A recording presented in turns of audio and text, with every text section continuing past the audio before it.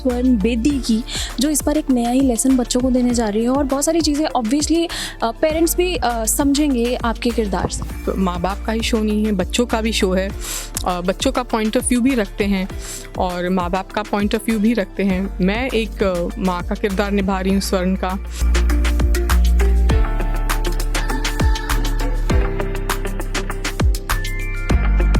क्या क्या एंजॉय करने वाले हो? एक माइंड होता है कि हाँ मैं पंजाब जाऊँगी। चंडीगढ़ देखना है यार। मैं मतलब बहुत साल पहले देखा था मैंने चंडीगढ़, जब शूट पे आई थी। अभी ज़्यादा घूमने फिरने का मौका नहीं मिला है।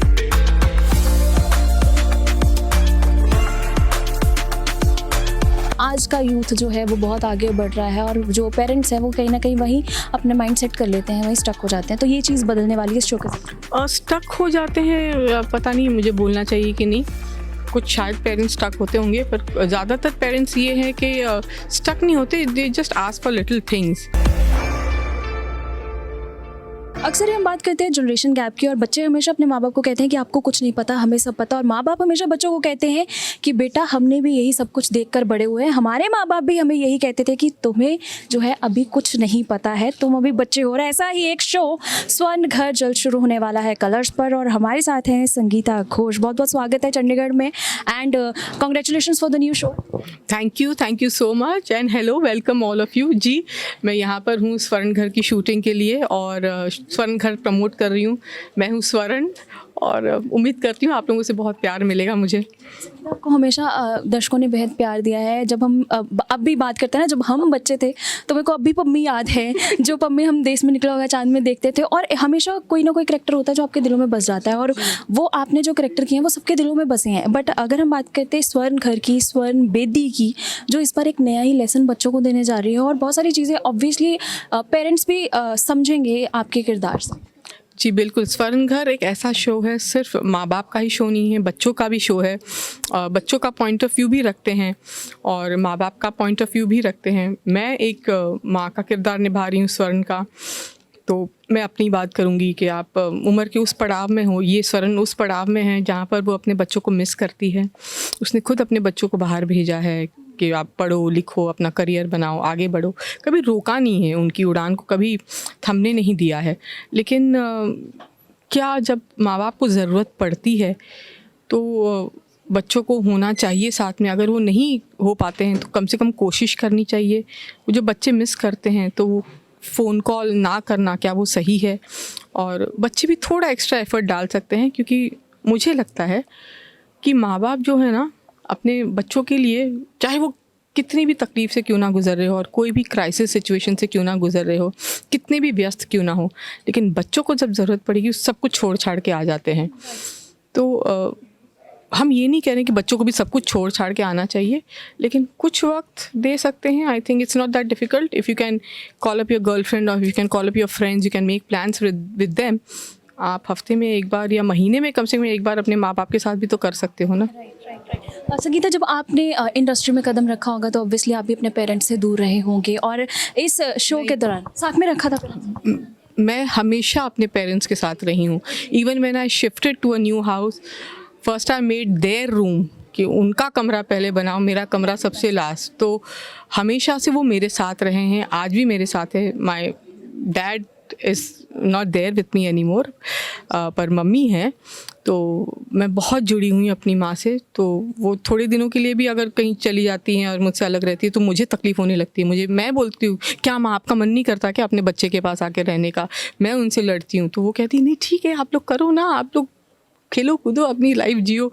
यहाँ उल्टा है, मैं अपनी माँ से कहती हूँ कि मम्मी यार सब लोग, सारे माँ बाप अपने बच्चों को मिस करते हैं, बोलते आखिर, और मैं सामने से बोल रही हूँ आ जाओ आ जाओ आ जाओ, आप आ नहीं रहे हो।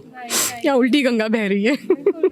बहुत जो है आजकल मुझे लगता है कंपटीशन भी बहुत ज़्यादा हो गया कि बच्चे भी करियर ओरिएंटेड ज़्यादा है, कंपटीशन ज़्यादा है और उन्हें होता है कि हम अगर अच्छी लाइफस्टाइल चाहिए तो हमें अर्निंग भी उस हिसाब से करनी पड़ेगी। तो शायद भाग दौड़ भरी ज़िंदगी में कहीं ना कहीं एक गैप आ जाता है बच्चों में और माँ बाप में।